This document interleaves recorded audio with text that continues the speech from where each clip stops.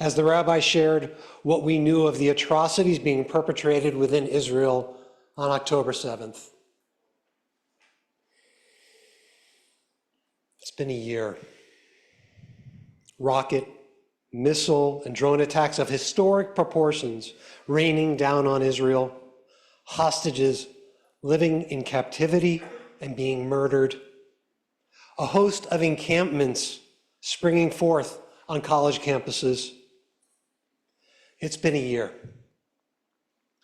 For Kolamet, we modified our security posture. We initiated a search for a new executive director. We settled a dispute regarding our building construction, an experience about which I'll elaborate later. Our congregation is resilient. We've welcomed 16 B'nai Mitzvah, celebrated marriages and new parents.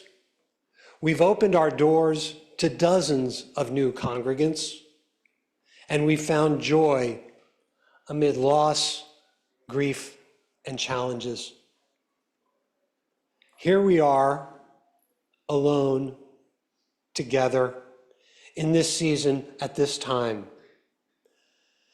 In the lead up to Kol Nidre, my thoughts go back to my time in the US Navy with my military-issued prayer book for Armed Forces Services members, the same volume, though a different edition than the one Rabbi Lewis, our esteemed Rabbi Emeritus, still owns. Each year, the month of Elul would roll around, and there I'd be, one of at most a couple of Jews on a ship or a staff among hundreds of personnel. And I would seek out the 27th Psalm.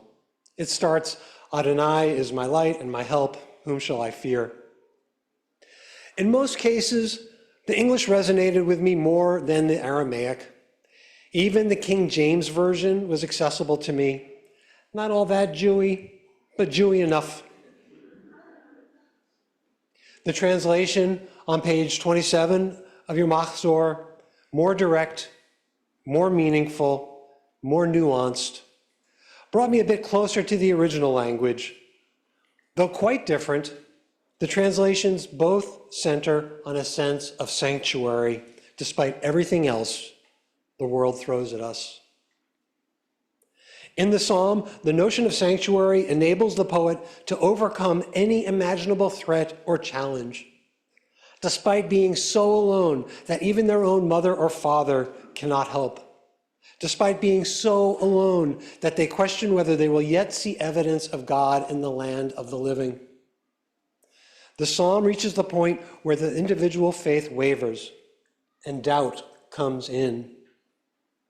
But when we read these lines, alone, together, over the centuries and millennia, amid needs and our worries, threats and challenges of our times are all met by the strength of us not being alone. In fact, as Jews, we are together and blessed with a structure in which to address them. Our unique journeys become a shared story. In retrospect, the psalm framed for me a search for connection beyond the skin of the ship and accompanied me on a journey that led my family to this community. The notion of community can be abstract, but there are tangible touch points. Our friendships, our shul, support in times of need, a home that can reach out, be there for mourners, and provide support in times of illness. A community amplifying our moments of joy and celebration, making them even more memorable, building a sense of shared destiny, of not being alone. This lifelong search is ongoing, and on occasion, I find sanctuary. In fact, I've found surprising, specific, and simple examples in my first 9 months as board president. Even more so over the past few months when presented with the toughest challenge of my term, achieving a legal settlement on our building construction.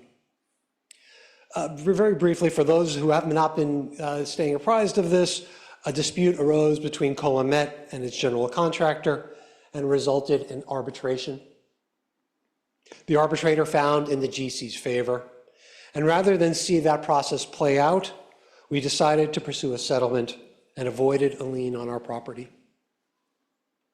At times during that process, I felt adrift and bereft. You, my dear fellow congregants, you kept me upright and helped me find my bearings. You told me not necessarily what I wanted to hear, but told me the truth. I reached out and found sanctuary among you. When dealing with the interim judgment, your feedback and insight helped me in navigating the negotiations.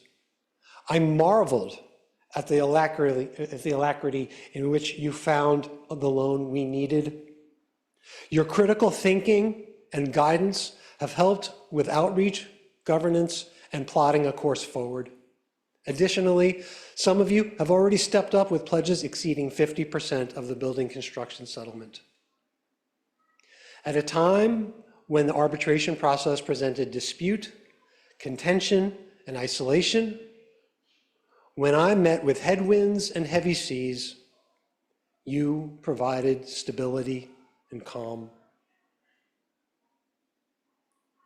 This is simply one snippet among others which I found, in which I found sanctuary during my role as board president. The psalmist is right.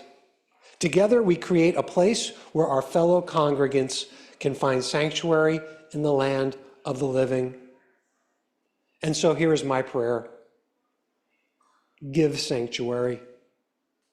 Kolomet is an extraordinary community.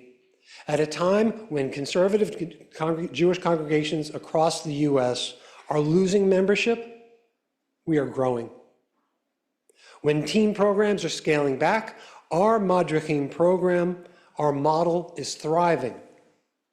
When the cost of Silicon Valley Jewish living is too much for many members, there are others who can sustain the essential service that Kol Emet delivers. Just as you were there for me, I know full well that you did so because this place, this community, provides you sanctuary as well. Our congregation demonstrates that in all of the ways that you step up and lean in to keep our synagogue strong. Most of you are aware, the congregation, that the synagogue relies on fundraising to operate and maintain this beautiful building, to support our religious services and community gatherings, to feed us during Kiddush, during Shabbat, to provide education for over 150 children and teens, along with monthly family programs, and to host and serve our diverse cohorts, including Kol Isha, the women's group, Men's Havara, Tekiah for young adults, Good Grief for our community's widows and widowers, and other programs supporting friendship and fellowship. The Kol Nidre appeal supports as much as 15% of our annual operating budget. Every donation helps. Inside your machzor, you will find a remittance envelope. There are a couple of ways that you can use that after you take it home. We are blessed with a place to be, to gather. A place where we can be alone with our thoughts, but not isolated. A place where each of us continues on a lifelong search for sanctuary. A place where we can find sanctuary, though not necessarily how, where, or when we might have expected. A place where we can give sanctuary.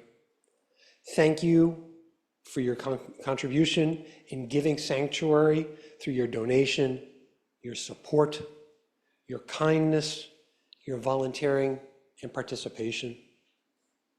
As the psalm says, may we dwell in God's house and behold its pleasantness and visit his sanctuary. Gomar Chatima Tova.